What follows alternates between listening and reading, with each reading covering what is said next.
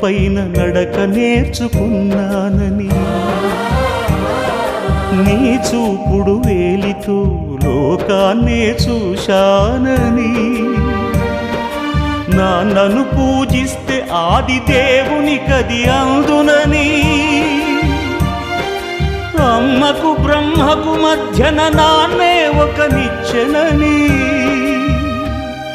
తెలియనైతి తండ్రి, ఎరుగనైతి నాన్న.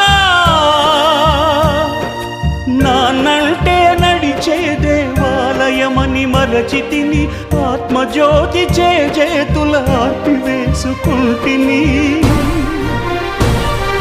మరచిపోయి కూడా నన్ను మన్నించొద్దమ్మా, కలనైనా నన్ను కరుణించొద్దమ్మా.